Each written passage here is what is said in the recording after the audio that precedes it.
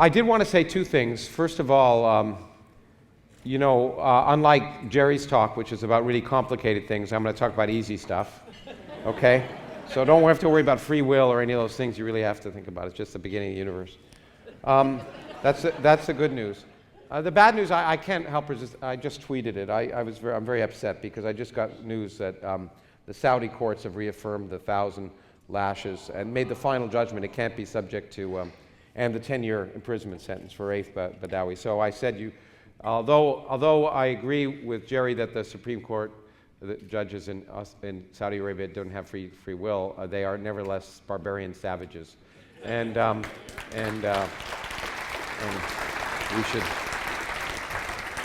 I don't know how we can boycott Saudi Arabia, but we should, and we should certainly protest, although they expressed surprise that anyone was protesting. But anyway, okay, but so that bad news, one of the reasons we do cosmology talks, there's a bunch of things I want to do today that show something about the nature of science as well as confuse you. But one of the reasons is to avoid the crap we have in the current world. So cosmology is great because unlike questions of free will, which are pressing and urgent,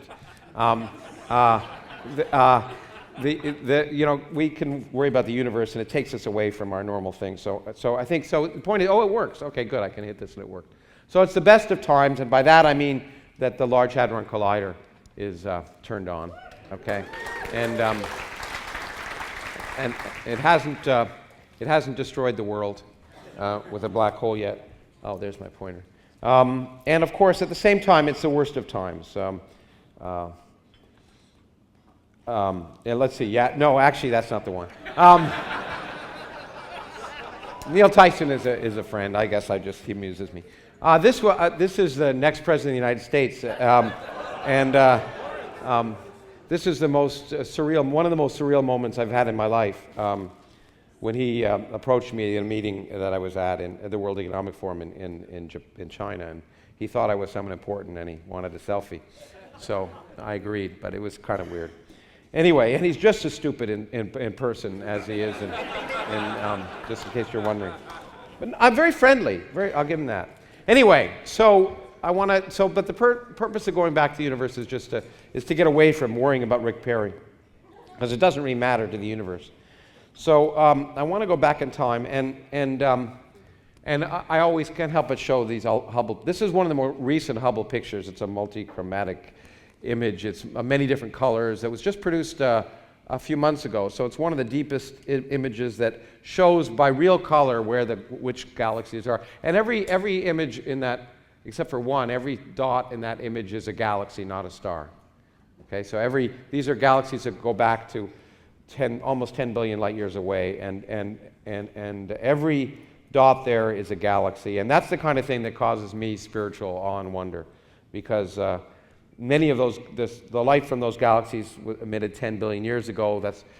And our sun was only going to last about 10 billion years. So if you look at it, many of the stars in that image no longer exist, and the civilizations around those stars, which had beings that didn't have free will, no longer also exist, and it amazes me. But when we try and look at the universe, it makes us think, of course, of questions of origins, which is of great interest to me. And one of the neat things about the universe is that thinking about those questions ties together the biggest scales on the universe and the smallest scales. This is one of an image that's almost it goes back 4,000 years. I'm not going to carry this, even though I like the idea of walking around with it, just to prove I can do that. Okay, here we go, almost. This is something called an Ouroboros. In different cultures, it's different things. It's a snake that eats its own tail. This doesn't look like a snake because it has legs, but it's evolved. And it was Shelley Glashow, a physicist friend of mine, who first sort of suggested this. But the point is, because the universe is expanding,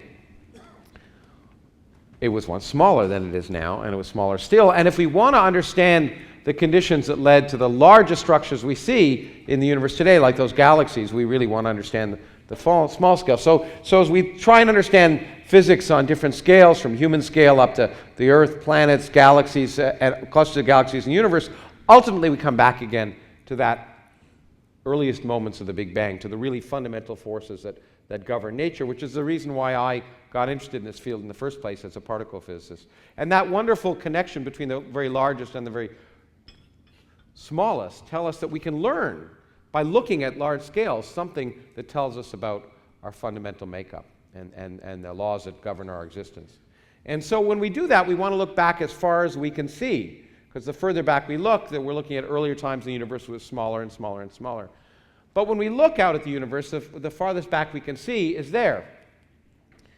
This is the cosmic microwave background, the radiation coming at us from the Big Bang, and that's as far as we can see, because when we look back at the universe, before the time when this was created, when the universe was 300,000 years old, the universe was opaque, so we can't see past that time, like we can't see past these walls.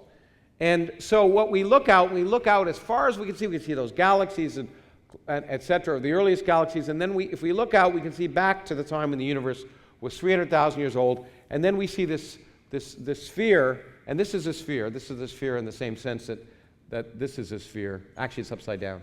There we go. And my wife's from Australia, and I spend a lot of time there, but so we're northern hemisphere centric. But when we make a projection of the sphere of the Earth, we do that, and that's what we've done here. We've just made a projection of the whole sky, and these are microwaves, and these are temperatures, so the hot spots and the cold spots are different temperatures, very small deviations in temperature. The difference between one color and another here is about 1/1000th of a degree. The overall background is about 2.74 degrees above absolute zero. It's the smoothest background you can imagine. The universe is incredibly uniform in all directions. One of the biggest mysteries, actually, that we're trying to solve. Why is the universe the same over there as over there? Because, in fact, when the universe was 300,000 years old, light could have only traveled about what is now the equivalent of 1 degree on this surface. So nowhere over here could have known anything over there was in existence. Why are they the same temperature to 1 part in 1,000, or almost 1 part, in 100,000? And at the same time, where do these little lumps come from, these hot and cold spots that would eventually collapse to form everything we see today, to form all the stars and galaxies? These are the primordial lumps that were potentially put in at the beginning of time. Where did they come from? Also, by the way, when you look at this is the stuff in the center is the plane of our galaxy. And you have to get rid of that if you want to go back to the real primordial lumps. And normally I wouldn't show that, but the plane of our galaxy will become important in a bit. But we can do manipulations on this and try and subtract the galaxy. And then this is the image, the primordial image from the most recent Planck satellite, which is a microwave background satellite that's gone and looked at the entire sky. And those are the hot spots and cold spots that we want to understand. But we're stuck. That is pretty late in the history of the universe. 300,000 years is pretty late. We want to go back earlier. But we can't ever go back earlier if we're using light, because we can't see back before that time.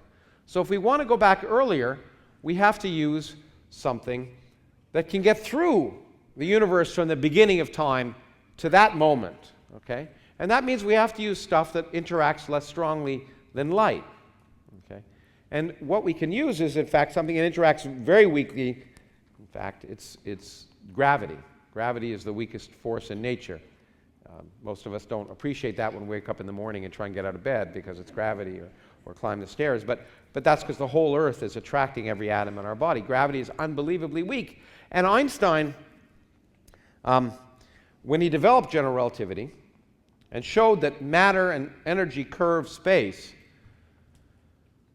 also recognized that when you wave your hands, like I do a lot, we're producing a disturbance in space, and that disturbance in space propagates out. It's not just a disturbance in space, it's a disturbance in space and time.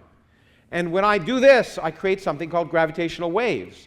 Just like when I shake an electron in the stuff that this microphone is connected to, it jiggles the electrons, and that creates an electromagnetic wave which goes to the back of the room and gets amplified, and then you can hear my voice. So electromagnetism is when I shake electrons. When I shake any mass, when I move any mass around, I produce gravitational waves, and there are many of them in this room right now, going right through you. The thing is, gravity is so weak we can't detect gravitational waves. But I think I have I'm going to show you what a gravitational wave looks like. I think, oh, it's wrong thing. Let's see if I can do this. Okay, so if a gravitational wave was coming out of these screens, okay, then this is what would be happening. Literally, when a gravitational wave goes through this room, it changes lengths. The length of the room will get a little smaller in this direction and a little bigger in that direction, and it'll oscillate, okay? Back and forth. That's what a gravitational wave does. And that's happening all the time in this room. But they're so weak, we can't detect them. And in fact, we haven't yet been able to detect them directly. They're so weak. I'll show you the best gravitational wave detector we've ever built. But this is a three-dimensional version, if you like it. It looks like a snake, but three-dimensional things never are understandable. But that's what it would look like if it's propagating out. And so we would like to, Einstein predicted them actually in 1917. And then, by the way, I know Jerry was being facetious, but Einstein was wrong a hell of a lot of times, not just never. One of the many things he was wrong about was gravitational waves. He predicted them, and then he thought they didn't exist, and he wrote a paper saying they didn't exist, and happily, the peer review process saved him, although he was never, it turned out he discovered he was peer reviewed, and he got so mad. He'd never been peer reviewed in his life before or after, not once. He objected so much to the process that he withdrew the article and refused to ever submit to that journal again when he found out that they dared to send his work to anyone else to read. It's an interesting thing. I just wrote an article for Scientific American about Einstein's mistakes, and I discovered that. It was kind of amazing. Anyway, that's got nothing to do with this, but it's amused me to tell you. So if we could detect gravitational waves, they're so weak that they could actually make it from the beginning of time to here. And that's what I want to talk about, because this may give us an empirical handle on the beginning of the universe and far more. So I said gravitational waves are extremely difficult to detect, and this is the biggest gravitational wave detector we've built so far. It's the LIGO Interferometric Gravitational Wave Observatory, and there's one of these in Hanford, Washington, and another one in Louisiana. And they're designed to detect gravitational waves so when I move my arms, I create gravitational wave, but my arms aren't very massive, so it's not a very strong wave. So we try and look at the most cataclysmic processes we can see in the universe and hope that they produce gravitational waves, and some of the things that might do that are colliding stars, or colliding black holes, or colliding neutron stars in our galaxy. And so this detector was built to try and detect events from these cataclysmic things when two massive objects, 1,000,000 times the mass of the Earth, collide. But they have to be incredibly sensitive. And this amazes me, because this is the kind of stuff that science fiction would never write about, or theologians. So there are two arms here. You can see all of both arms, but there are two arms. They're 3 kilometers long at right angles. Okay? And if a gravitational wave came down from above, then one of the arms would get a little bit shorter and one of the arms would get a bit longer, and then it would change, right? Okay. So you can calculate how sensitive these have to be in order to try and detect gravitational waves from two stars colliding in our galaxy. And it's kind of amazing. It's amazing to me that this works, because what they can do right now, what can be done right now, is with these detectors, they're designed so you can detect a change in length of this 3-kilometer arm. We send a laser beam down that direction, a laser beam down that direction, and reflect it and see if they come back at the same time, basically. And right now, the sensitivity is such that you can detect a change in length of these two arms, 3 kilometers long, by an amount 1/100th the size of a proton. You should do that. It's amazing. I mean, it amazes me that it can be done. I just never thought it would be able to be done. It is remarkable. We actually use principles of quantum mechanics to try and do this. The sensitivity here is so amazing that when a truck drives along like 50 miles away, it would produce a bigger disturbance. So you've got to insulate this from those kind of sonic disturbances. It's amazing that you can isolate all those processes and do it. But this machine works. It hasn't detected any gravitational waves yet, though, because apparently it's not sensitive enough. So it's actually been improved. It's being improved right now, and it's going to come online in the next few years. It'll be improved so it can detect a variation about 1/1000th the size of a proton. And we're pretty certain at that level, we should see lots of events of stars colliding in our galaxy or maybe other galaxies. But we've never seen gravitational waves directly in this sense from these things. But it turns out that there's another source of gravitational waves which some people thought they had detected, and we may have detected it, you'll see. And that is the universe itself. Because as cataclysmic as colliding stars are, that's one thing. But the Big Bang itself is pretty damn cataclysmic. And it turns out the Big Bang, in a very specific way, produced gravitational waves that I want to talk about and tell you what we can see if we see them. This detector claimed to see gravitational waves. This is a detector called the Bicep detector. It's at the South Pole. It's actually a microwave background detector. It's looking at that cosmic microwave background.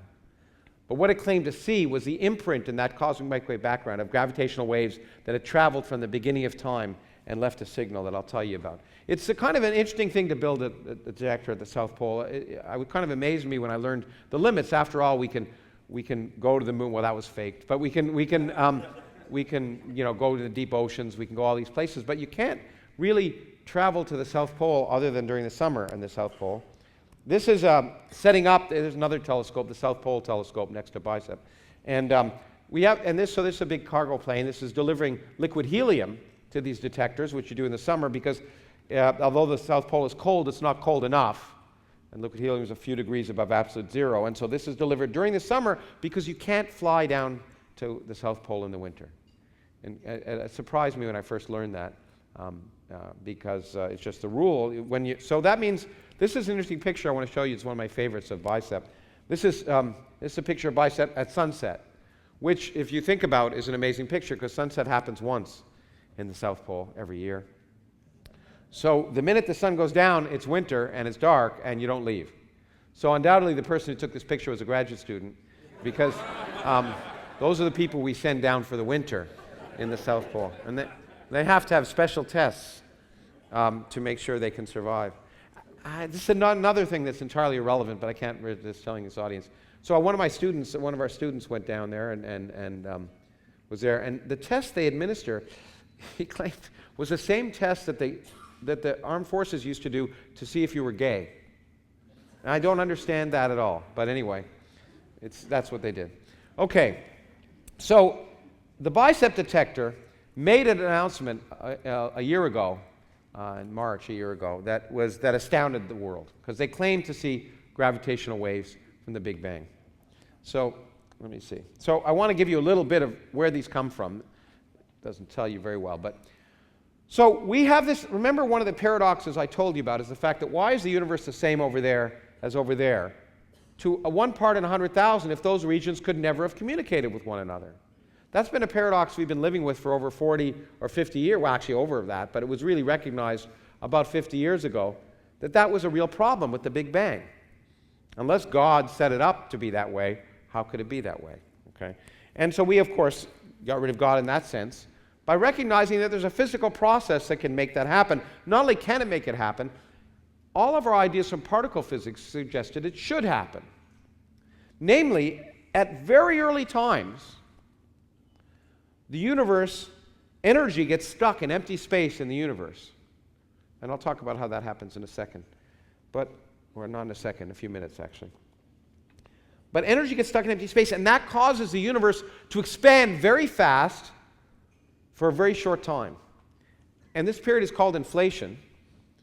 And if it happened, the universe expanded by a factor in volume of 10 to the 90th, that's 1 with 90 zeros, in a time period of a millionth of a millionth of a millionth of a millionth of a millionth of a second.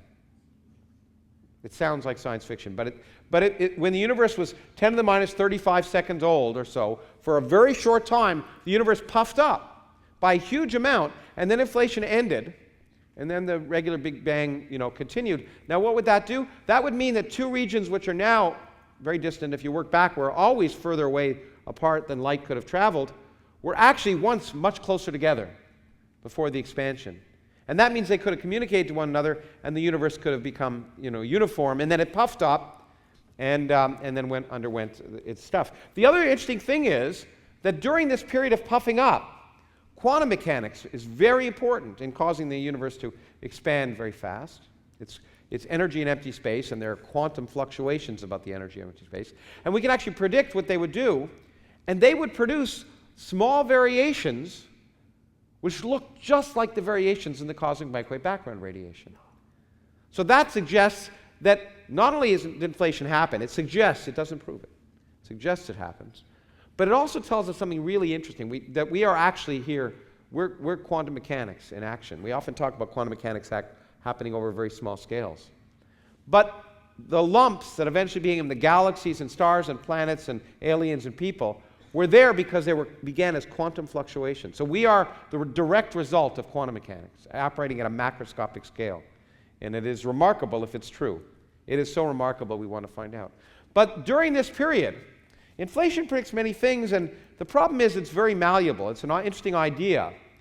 But it could be compatible, even if the lumps we see in the microwave background were slightly different, an inflation model could predict that. So if you can predict something that agrees with anything, it's not a prediction at all.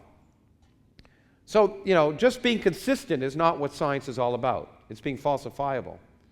And so the question is there a prediction of inflation that is sort of unique, ubiquitous, and falsifiable? And the prediction is gravitational waves.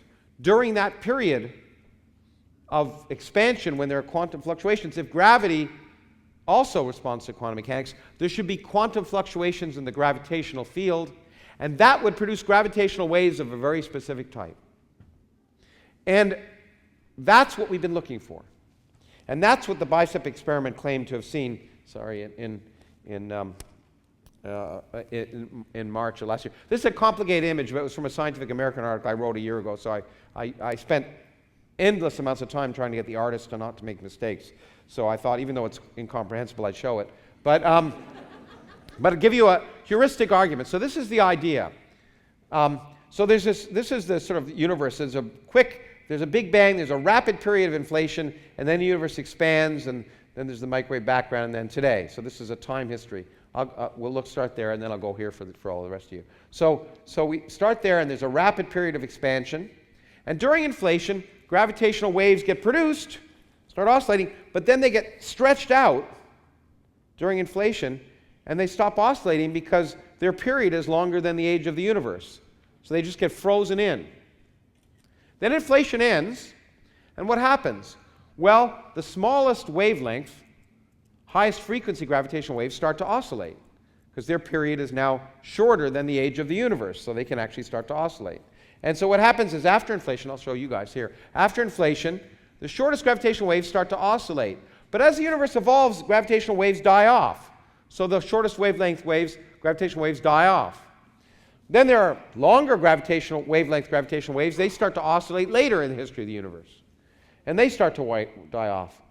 But there are long enough wavelength gravitational waves that their period is, say, 300,000 years. And they don't start to oscillate until the time in the universe when the universe is 300,000 years old, just the time when the microwave background is being created. And those gravitational waves will produce an imprint on the microwave background. I'll show you, I think I have it, in this image.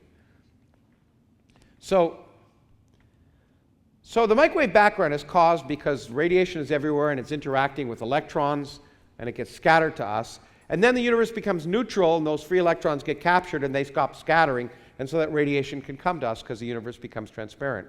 So the minute that surface, the last moment of that surface is when the last radiation scatters off an electron and comes to us. Now, if the universe is uniform, the electron sees uniform radiation coming at it in all directions. But what if a gravitational wave of very long size, the size of the visible universe for that electron, comes along? What it'll do is it'll shrink the universe in one direction and stretch it in another. And that means the electron will see a universe that's shrunk in one direction and stretched in another. Well, that means that the intensity of radiation will be greater coming from this direction than that direction. And that means the electron will scatter radiation preferentially in one direction, radiation that's oscillating in one direction rather than another. It'll produce what we call polarized radiation. Polarized radiation is just electromagnetic waves that are just oscillating in one direction rather than another. That's why you get polarized glasses when you're fishing, because the sunlight comes up and it reflects, but that reflected light is polarized, and if it's oscillating in this direction and your glasses only see radiation oscillating in that direction, you won't see the reflected image, so you won't see the glare. That's why you can fish with polarized lenses, okay? So the bottom line is that there'll be a signal of polarized radiation if there are gravitational waves, and it's a very specific kind of signal. It's not easy to see, but I'll show it to you. For example, here is an image of the microwave background, and I put random polarizations, because if there's no gravitational waves, then the electrons are oscillating in random directions. And this is what it would look like if there were gravitational waves. You can't see a difference. Okay? It's really, really hard to do, but the people try and do it. And the Bicep experiment, I think, did a simulation, which I hope I have. This is what they thought things would look like. The thing about gravitational waves is they produce these snake-like patterns, almost like Ouroboroses, of polarization in the microwave background. So you predict these very particular kind of polarization, snake-like waves where things are moving around, sort of going around in a circle, as you can see. That was the prediction. March 17th, maybe St. Patrick's Day, the Bicep experiment published this result. This is what they saw in the microwave background. And this was astounding, because if this is true, this is, in my opinion, literally perhaps the most important image that science has ever produced. Because if it's true, this is, first of all, the first direct detection of gravitational waves. And secondly, this is an image of stuff that was created not when the universe was 300,000 years old, but when the universe was a millionth of a billionth of a billionth of a billionth of a second old. This is an image directly from the Big Bang. And therefore, if you think about it, it pushes our window of the universe back by a factor about 10 to the 49th. I mean, when you prove things by an order of magnitude, it's pretty good in science. But if this is true, it pushes our window back to the history of the universe by 49 orders of magnitude in time. And therefore, it's profoundly important because it allows us to directly test ideas about the beginning of the universe. And that's important if you want to turn metaphysics into physics. Okay? So this was profoundly important. Unfortunately, it might not be right. And I'll show you why. This is, I want to show you a graph, but it doesn't really matter. So this is if you look at these things, you'll see a little bump here. This is the signal that they claim to see. It doesn't really matter what this is. This is really a strength of polarization as a function of degrees across the sky. And you see the bump. All these other curves are the noise, the expected noise, which you have to worry about in science, because there's always noise, there's always background, there's always uncertainty. And what's interesting is, what is amazing to me, and what was amazing to me when I first saw this, is not that it's just there, but there's a dotted line there, and that's the prediction from inflation. If inflation happened, this should have this specific character, and it has it. And it was just amazing. And it was way above the noise. This noise comes from a lot of sources. Lots of things in the universe between then and now that get in the way. Just like, remember, you saw the picture of the cosmic microwave background, you saw the galaxy in the center? We had to subtract it out. The galaxy is between us and the microwave background. Well, the galaxy contains a lot of things. Most importantly, it contains dust. And dust can get in the way, and dust can be polarized by magnetic fields and electric fields. And therefore, if the radiation scatters off dust in our galaxy, it'll get polarized. So it can be a background. But they said, look, we can figure out how much dust there is in our galaxy. We think we know how much there is, and it's not enough. Well, the Planck satellite that I showed you earlier, that showed the cosmic microwave background, actually is better able to look at this because it looks at the entire sky. This was a small region of the sky as seen from the South Pole. But the Planck satellite looked at the microwave background over the whole sky, and they said, we can kind of estimate how much dust there really is. And a couple of months after this result, they came up and produced a paper that said, well, you know what? Here, sort of this little bump here, if you look at it here, the first bump, is that bump there. So this is kind of the prediction of gravitational waves for inflation. This is what they saw. But what the Planck satellite said is, well, all of this shaded region is what dust could do. The galaxy is much dustier than we thought. And dust could produce, within this uncertainty, this much of a signal. And up here, you see, it could produce a signal that's comparable to the signal that was seen. Now, the dust would produce a flat line, and this signal is up and down, which is one of the reasons I found it a little compelling. But they said, look, extraordinary claims require extraordinary evidence, as we've heard everyone say. It wasn't Carl Sagan who said it first, but he popularized it. And it's true, and this is perhaps the most extraordinary claim that science has ever made. So you better be absolutely certain it's not something, it's not background. And then this is really interesting to me, because here's the difference between science and theology, or whatever you want to call it, religion. Because the Planck people really wanted the Bicep people to be wrong. Because, for a number of reasons. One is, they wanted to make the discovery, and, because it's going to win a Nobel Prize or two, okay? So they really wanted them to be wrong, and these guys really wanted to be right, and they wanted them to be wrong. So what did they do? Each of them had their, if you want to call it ideologies, people who claim scientists have ideologies, each of them felt that their experiment was right. And so what did they do? They didn't go out, and the Bicep people didn't go and cut the heads off of the people from Planck, and vice versa. Yeah. They may have wanted to, it's true, but they didn't.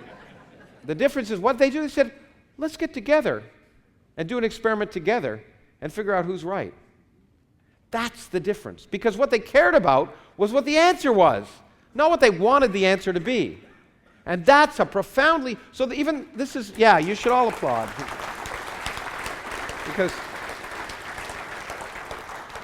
so in February of this year,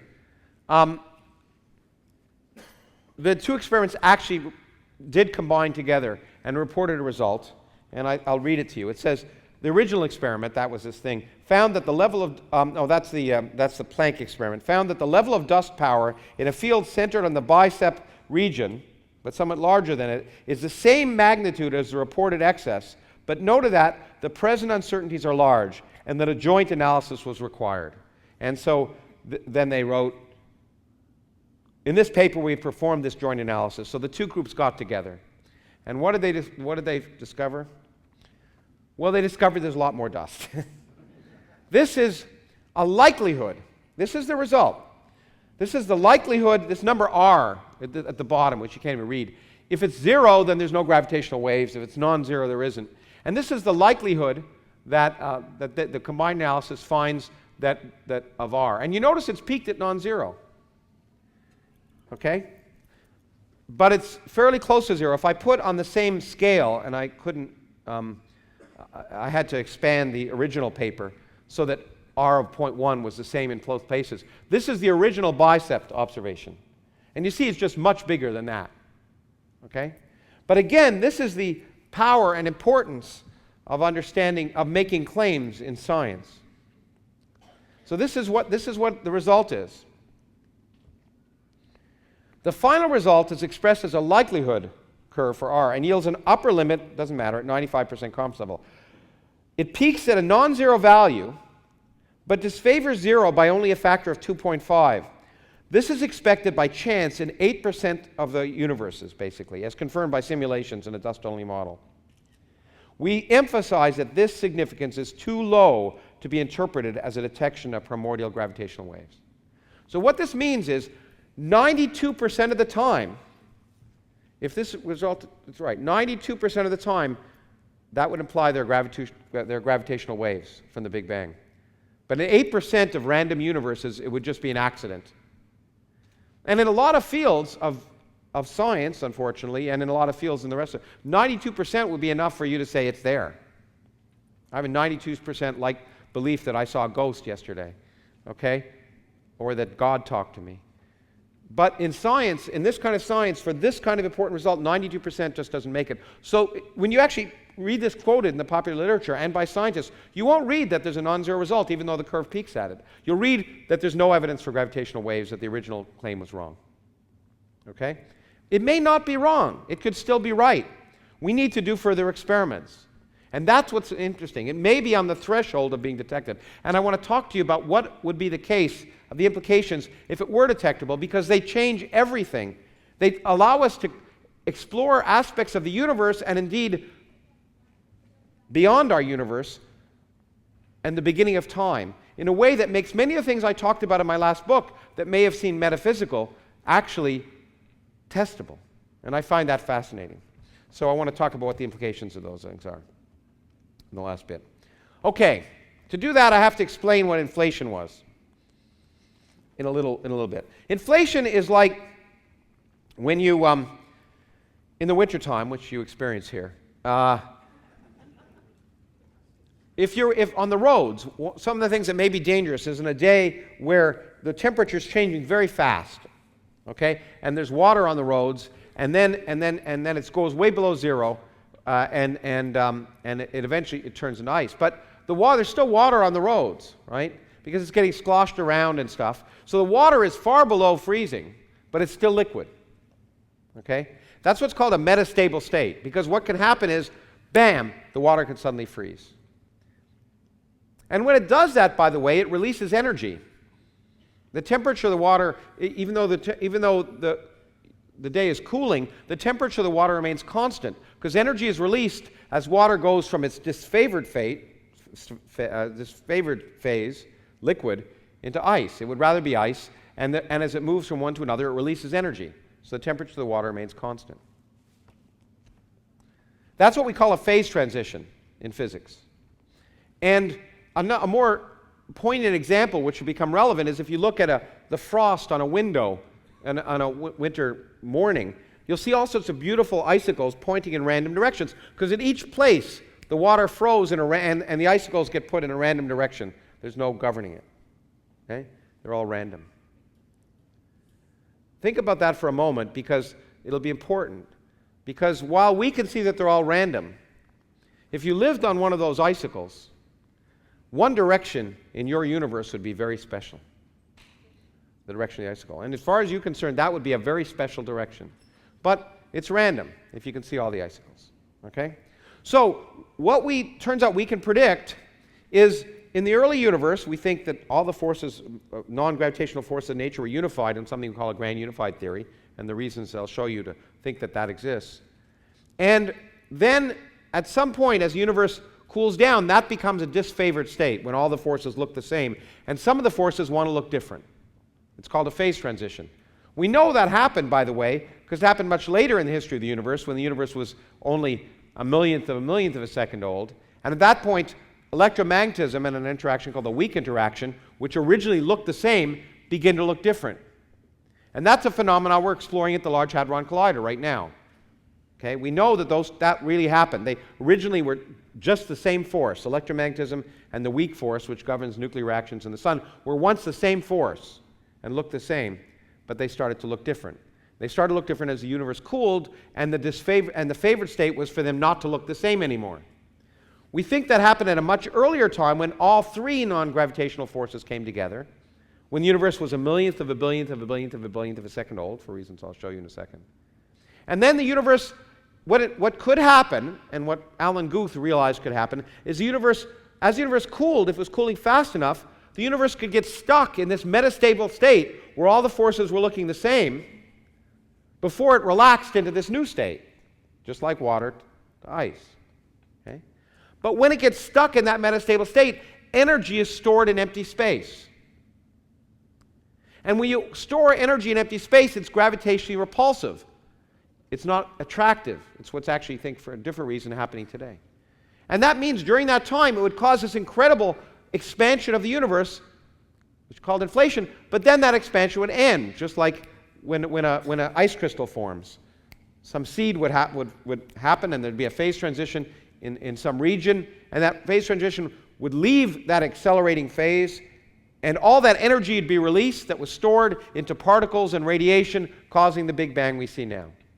Okay? And that's what this picture is just saying, we call it a false vacuum. For a while, the universe got stored in that, it got stuck in that metastable state, and then it eventually left that metastable state, and boom. And that's inflation. That would happen if all the forces in nature, other than gravity, were unified at that time scale, and we have a reason to think that they should be. We can measure the strengths of the three forces in nature, other than gravity, the weak force, the electromagnetic force, and the strong force. And back in 1970s, we could measure them relatively poorly. This is the scale we measure today. But one of the most amazing things we've discovered about nature is that the strength of the forces change with scale. Electromagnetism, as you get closer, actually gets stronger. Not just the 1 over r squared force, but the actual force itself gets stronger. One of the great discoveries that surprised everyone in the 1970s was the strong force, the force between quarks, which is the strongest force we know in nature, actually gets weaker. As you bring quarks closer together, the force between them gets weaker. It was a huge surprise, something called asymptotic freedom. It was predicted in 1973 and it basically discovered, and eventually in 2004, my friends Frank Wilczek and other people won the Nobel Prize for that discovery. So the strong force gets weaker and the weak force gets stronger. Well, that's a hint that maybe if we go to ever smaller scales, these two forces, which seem very different on our scale, if we look on very much smaller scales, they'll begin to look similar. And the weak force does too. A weak force gets stronger as well. Well, that was a great idea, and it suggested we could do wild extrapolations from what we could measure in the 1970s. And that suggested that if we went to a scale 16 orders of magnitude smaller in size than the size of a proton, maybe all the forces would have the same strength. And that was called grand unification. There was a lot of excitement about it. Unfortunately, it doesn't work. It's a good idea, but it doesn't work. Most good ideas don't work. Okay, we don't publicize that, but it's true. If they did, anyone could do physics, okay? So we can now actually measure these forces. We can measure what and they don't come together at a single point. If all the particles we measure are all the particles that exist. But for other reasons, which I really won't go into, well, I'll be happy to in the question period, we think that actually there's new stuff that's going to happen at the scale of the Large Hadron Collider. That's why that's why we've turned it on again. There's a new symmetry of nature which we think will help us explain some things we don't understand. It's called supersymmetry. It predicts a whole bunch of new particles. And those new particles will change the nature at which the forces, the rate at which the forces change as a function of scale. And when you plug them in, if you assume supersymmetry exists, and you plug them in and do the mathematics, what do you find? All the forces come together at the scale almost 16 orders of magnitude smaller than the size of a proton, or if you wanted to probe that with energy, 16 orders of magnitude in energy higher than the mass of the proton. Incredible. We'll never be able to see that directly. With the Large Hadron Collider, we can at best explore here 14 orders of magnitude in scale larger than that time. So you might think we'd never be able to detect it. But what's interesting is, if you ask what scale that corresponds to, when was the universe that dense, when those kind of energies existed? When it was a millionth of a billionth of a billionth of a billionth of a second old. So if grand unification happened, and inflation happened, it should happen at a time when the universe is a millionth of a millionth of a millionth of a billionth of a billionth of a billionth of a second old. And it turns out, if you do the calculations, it should produce gravitational waves of a scale that might be detectable at Bicep. So that's one of the reasons that gravitational waves are such an amazingly important tool. If they're really there, we are probing physics at a scale 14 orders of magnitude smaller in size, 14 orders of magnitude more in energy than the Large Hadron Collider. Greater in energy than we'll ever be able to explore here on Earth. To produce an accelerator of that kind of energy would require a radius greater than the Earth-Moon distance.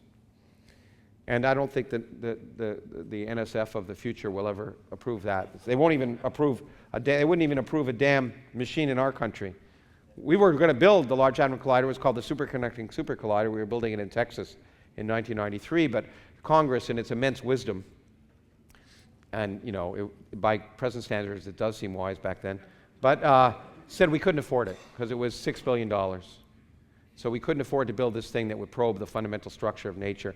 That's like the air conditioning bill in Iraq in a week, okay, during the war, but we couldn't do it. So we didn't do it, and it's now being built in Europe, but that's okay.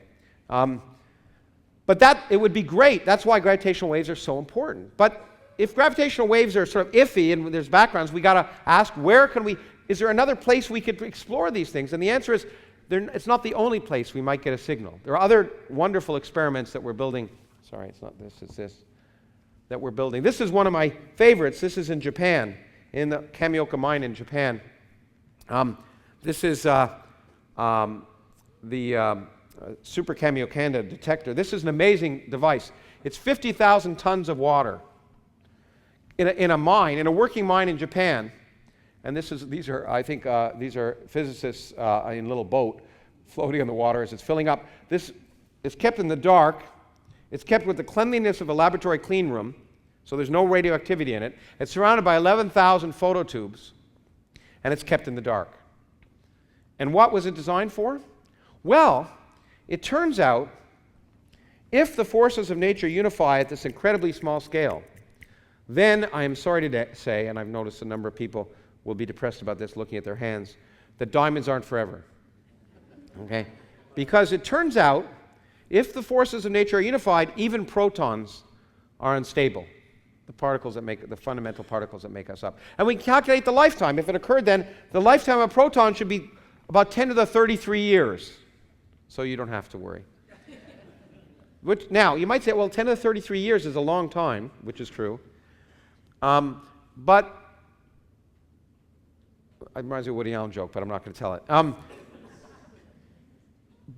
So it's much longer than the current age of the universe, which is 10 to the 10th years. It's 10 billion years. So it's irrelevant to us. But the laws of physics are probabilistic, as Jerry was pointing out in some sense, quantum mechanics anyway. So the average proton lives 10 to the 33 years in this prediction. But if you were somehow to bring 10 to the 33 protons together in a room, then on average one of them would be expected to decay each year. Okay? So where can you get 10 to the 33 protons? 50,000 tons of water. So this experiment was built in the 1970s in the heyday of grand unification, and it was put aside and put in the dark, and it's been operating for 20 years, and we haven't seen a proton decay. Now, the challenge here, this is why I'm a theorist and not an experimentalist, the challenge is great because you might expect one proton decay every 10 years or 5 years or something like that, but if the experiment's offline for the minute when that happens, you've got to wait another 10 years, okay? So it's a really hard experiment to do. The fact that it hasn't seen anything, well, maybe it was offline, or it turns out when you put supersymmetry in the mix, the scale of grand unification goes up a little bit, and you'd expect one decay every 10 to 30 years. And so maybe it's going to happen. So the point is that this is still operating. It might be that we will see a signal when a proton decays, it will produce a flash of light, and this experiment might be able to actually probe grand unification on another scale. The other place, of course, is the Large Hadron Collider itself, the most complicated machine ever built by humans. One of the greatest, this is the Gothic cathedral of the 21st century. It was created by thousands of, just like the Gothic cathedrals, which were then built for the beauty of God. This is to understand the beauty of nature. But just like they were built over centuries, this was built over decades by thousands of physicists from hundreds of countries, speaking dozens of languages, dozens of religions, but they all work together to build these things to an accuracy, machines that require accuracies of a millionth of an inch. This is something called the compact muon solenoid, which I have a better picture of it because it has me in it, but it doesn't show it as much. It's built in two halves. Each half has more iron than in the Eiffel Tower. And just to give you a sense of this, the magnetic fields that are used here are so great. These two halves are sitting on the ground. Each of them is more than 20,000 tons. And the magnetic field is so great that if it were turned on when they are apart, it would actually drag them together. Okay? And the machine itself is 26 kilometers at a temperature of almost absolute zero with liquid helium, the largest superconducting magnets in the world, with a vacuum that's greater than the vacuum of space. There are fewer particles in that tunnel than there are in empty space outside the Earth. It's amazing. And these detectors, all designed to try and explore the fundamental structure of matter. And it could be, for example, now that the Large Hadron Collider is turned on, many people hope that we'll see these particles due to supersymmetry. A whole slew of new particles. If that's true, in fact, most of us thought we'd see them before the Higgs particle. Most of us would have bet it's a lot easier to see them than the Higgs. The fact that we haven't seen them is worrisome or interesting, depending upon your attitude. Important. I'm still hoping they're not there, even though I hope they're there. Because Because if they're not there, it means all our ideas are wrong and there's something more interesting to discover. But if it turns on, it'll tell us supersymmetry exists. If it discovers them, that'll tell us, give us more evidence for grand unification, and again support this idea. So it'll tell us, if we detect gravitational waves, we'll be able to probe the nature of inflation at a time that we might be able to detect in some sense indirectly with these other detectors. But it'll allow us to probe the physics of the universe when it was a millionth of a billionth of a billionth of a billionth of a second old directly, essentially the beginning of time. But more than that, it will allow us to probe for the existence of other universes. I find that fascinating because I've written about the multiverse. And everyone always says, well, that's just religion. That's scientists having faith in something because they don't like God. And as you probably heard if you heard on the unbelievers, it's true, I don't like God. But we didn't invent the multiverse because we didn't like God. We invented the multiverse because physics suggests that it actually exists. That unfortunately, and I mean unfortunately because I don't like it, the laws of nature in our universe may just be an accident. And there may be many universes with different laws of physics. And why? Well, inflation predicts that. Because remember, I told you what happened is inflation is this phase transition, and in one place suddenly, boom, that phase changes. But just like icicles on that window I was telling you about before, in different regions of the universe, the phase transition might not have even completed. So the space between us and those regions is still expanding ever faster. But in some other place in what we would have called the universe, boom, inflation ends, but it can end in different ways. Just like the icicles can point in different directions, the phase transition that happens in inflation can produce three different forces that are very different in different universes. What we'd call now different universes because they're separated. We'll never be able to detect them because they're farther away and expanding away from us faster than the speed of light. But inflation generically predicts that there will be many, many universes, many regions which leave inflation at different times, in different ways, and in each such universe the laws of physics could be different. And in some universes there are a lot of stars, in other universes there aren't any. Another artist image, these are both I think from my Scientific American article. But some of them, some universes have no stars because the laws of nature don't allow stars. We would find ourselves living in one with stars and planets and carbon and nitrogen and oxygen and all the things that are created by stars. And therefore, the fact that our universe appears to be conducive to life is not evidence that their universe is fine-tuned for life, but rather, as Darwin discovered, as far as biology is concerned, life is fine-tuned for the universe in which it lives. Life evolves on Earth to live in the environment in which it finds itself. Otherwise, it doesn't evolve. It doesn't reproduce. Similarly, we find ourselves living in a universe that's acceptable for our existence. It would be fascinating to find ourselves living in another universe. But we haven't. But the interesting thing is, this is just an idea that we have. If inflation happened, grand unification happened, all that stuff. But if we detect gravitational waves from the Big Bang, from inflation, we will be able to test that idea. We'll be able to probe the theory itself, see if it predicts many universes, and even though we'll never be able to detect those otherwise, we'll know they exist in the same sense that in the early 1900s, physicists and chemists eventually realized, in fact, after Einstein, that atoms exist. Einstein was really the first person to show that atoms existed by his thesis on Brownian motion. But no one ever thought you'd ever see an atom. In fact, there were good arguments you'd never be able to see atoms. Now we've been able to get around those arguments. But no one doubted their existence because the same theory that predicted atoms existed could be tested by a whole bunch of different observations. And so if it makes 100 different predictions and they're all right, you're willing to believe the one prediction that you can't test. Similarly, if we can test inflation and we can explain why there are three forces in nature and why grand unification happened, why the proton is 2,000 times heavier than the electron, and all of those things, then the fact that it also predicts other universes that we can't see will be at least highly plausible. Scientifically, it won't be metaphysics. It's not religion. It also, for reasons I won't want to describe, because I want to leave time for, you have some time for questions.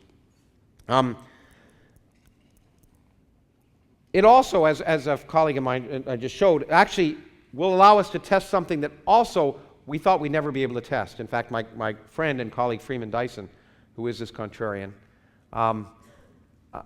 has argued that there's no test we could ever do to prove that gravity is a quantum theory. Because if gravity is a quantum theory, then the particles that transmit gravity are called gravitons, just like the particles that transmit electromagnetism are called photons, and we can measure photons. But he pointed out brilliantly, because he's brilliant, that if you wanted to build a detector to detect individual gravitons here on Earth, the detector would collapse to form a black hole before you could do the experiment. So he said, we'll never know. It turns out, as we showed, the universe is a detector. Because it turns out that it's quantum processes that produce the gravitational waves that we would see. And we can prove it for mathematical reasons I won't tell you. So if we detect gravitational waves from the Big Bang, then gravity is a quantum theory. And we know there's a big problem that we need to solve. So I want to conclude by saying, oops, well, that was a picture again. I'll conclude with Virgil. These are the tears of things, and the stuff of mortality cuts us to the heart. When you think about the universe, when we look at that Hubble space image, it causes us to think about our own existence. And I find it remarkable that in less than a human lifetime from the time Hubble first, in fact, discovered the universe expanding, and we could see the fact that there were other galaxies, that we have come, using the techniques of science, to this threshold of maybe seeing back to the very beginning of time. And the beauty of it, as I say, points out a number of things. One, the fact that science works. The fact that you can bring people together of very different cultures and make it work. And two, this beauty of the fact that what we really care about is what the right answer is. The fact that we haven't seen gravitational waves yet is intensely disappointing to me as a scientist. And it was incredibly disappointing to the people at Bicep, who felt very embarrassed. But what they did was try and find the right answer. And that's what we have to keep doing. Whether we like it or not, we want to learn how the universe works. And whether this beautiful picture I presented for you holds together or not will depend on observations we make. And if it's all wrong, great. Thank you very much.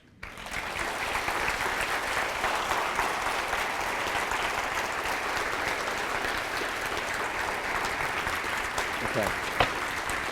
Good. Okay, thank you. Thank you.